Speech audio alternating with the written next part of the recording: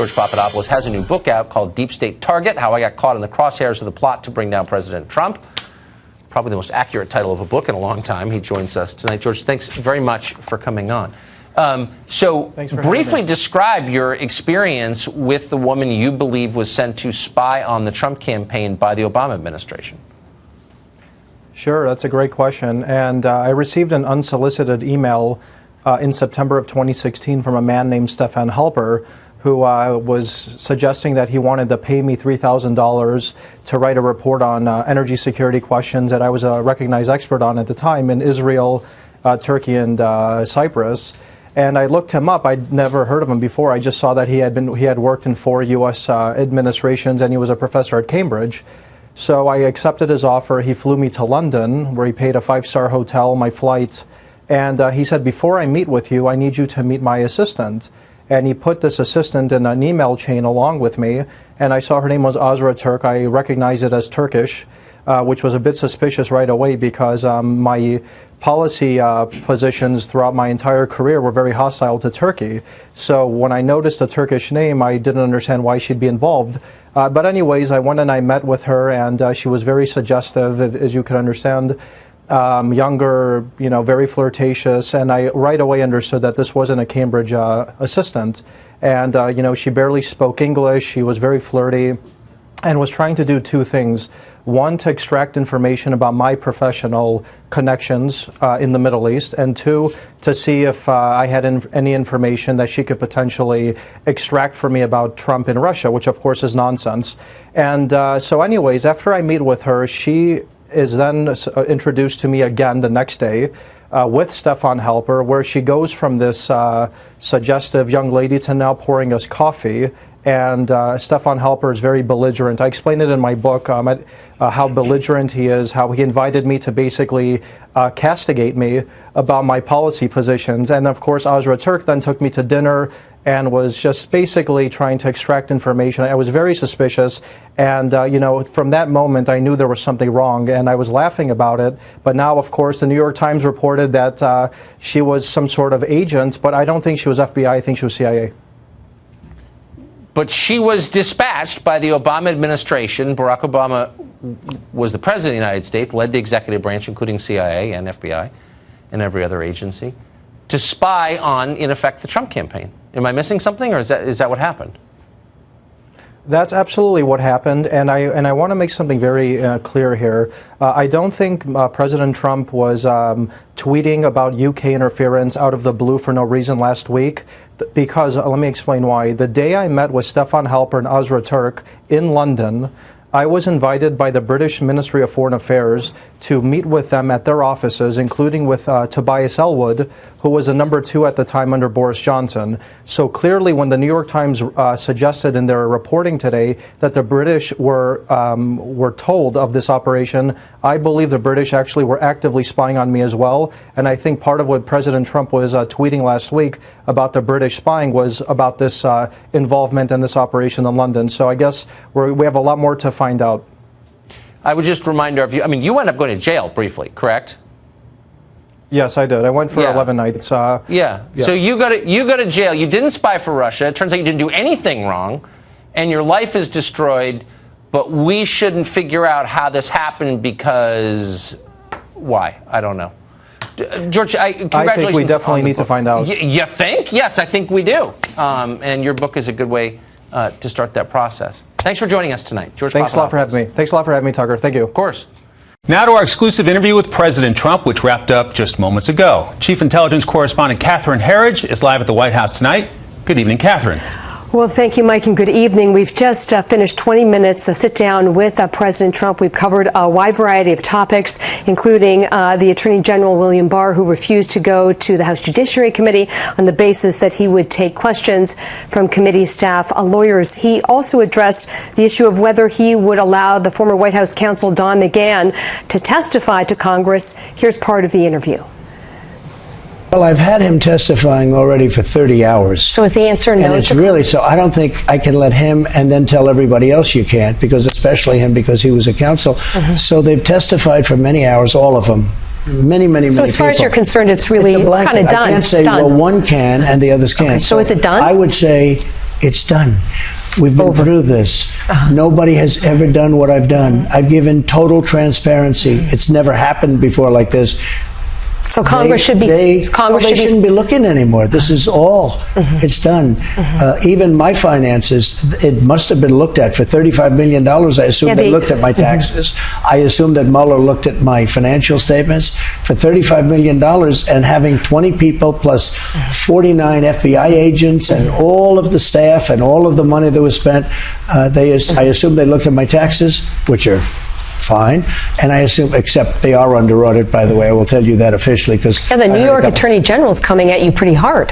Well, she campaigned on the fact that, oh, I'm going to get Trump, I'm going to get Trump. So right there, she's precluded from doing anything. I mean, can you imagine somebody campaigning, doesn't know anything about me, and she's campaigning on that fact?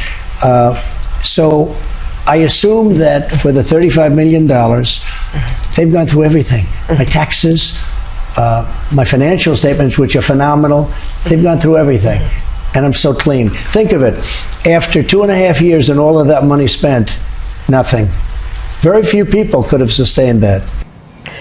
He also went on at length about Attorney General William Barr, saying it was his call to decide not to go and testify today before the House Judiciary Committee. And he made the point that he felt that the Attorney General was being treated differently or unfairly, if you will.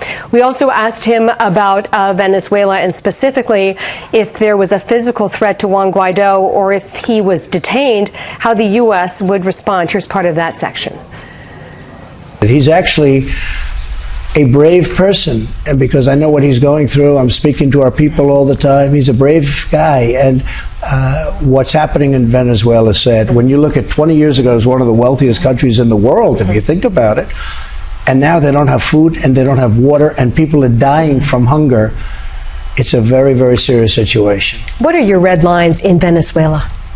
I don't want to say, but we have lots of options, and some of them are very tough options. Is there a tipping point for military intervention? There's always a tipping point, but certainly I'd rather not do that. I just want to help the people. The people are dying. They have nothing. These were people that were living well 20 years ago. Catherine, they have nothing. They don't have water and food, and they're dying of hunger right on the border. It's terrible. And we also asked the president about the 2020 race, especially given another Democrat has entered the field, Senator Bennett. And the president had some surprising answers on how he thinks the Democratic field is shaping up and who he thinks he may face about 18 months from now. You're not going to win. Is it Joe Biden? I think that Biden seems to have a lead. I'd be very happy if it were Biden. Happy Sleepy why? Joe. I think he did a bad job. I'd be running against him. So you think Obama. he's beatable? I just don't think he'd be a very good candidate. I mean, we'll see what happens. I hope, I wish him well. I'd like him to get it. I'd be happy. I'd be happy with Bernie. I personally think it's those two. Between those two? I think it's between those two. I don't see anybody else, but could be. You never know. Now, in my case, Who would you rather face? I announced, and I think I was pretty much right. I know I was at the top from the beginning. I think he is now leading. Bernie would be second. We'll see what happens. Who would you rather face? Oh, well, I don't want to say that to you, but I don't think it matters very much. I think we're going to do well. We have the strongest economy that we've ever had. We're doing phenomenally. We have the best unemployment numbers, African American, Asians, Hispanics, best numbers we've ever had. Women, the best in 61 years, unemployment numbers, job numbers, wealth numbers. We have the best numbers. I think we have the best economy we've ever had. And we have more people, Catherine, working right now than ever in the history of our country. So I don't know why somebody beats that. I get a comment on some statements the vice president made while he was campaigning in Iowa. He said China is, quote, not competition for us, for the U.S. Are you talking about which vice president? I'm sorry, former Vice President Biden. Oh, I apologize. The current vice president is much more talented. He wouldn't have made that statement. Pardon me. Mike Pence would not have made that statement. Everyone's competition. I view everybody as competition. Is he being naive about China? Well, he is very naive about China. China, right now, we lose $500 billion. After I sign the deal, it won't be anything like that. China, just during the Obama years in particular, just took advantage of our country so badly. A very, very big competition, China. And I've stopped it, and I am stopping it. You know, during the course of the last 2.5 years, we've gone up $17 trillion in value. China's gone down $17 trillion. China, as you know, has taken a very, very big hit because of the tariffs and everything else I've imposed. We'll see whether or not we have a deal. We have a very good chance to have a great deal. But for somebody to be so naive and say that China's not a problem, if Biden actually said that, that's a very dumb statement. We also asked the president a series of questions about sort of the next phase of this Russia investigation, which is the genesis of the FBI's counterintelligence investigation in 2016. And he told us that he expects the declassification of these Russia records. Those are the surveillance warrant applications. He intimated weeks, maybe a couple of months, but in effect, that is coming soon. I also asked him to address an editorial in the New York Times, an opinion piece by the former FBI director, where he called the president, quote, amoral, and he claimed that had rubbed off on the attorney general and deputy attorney general.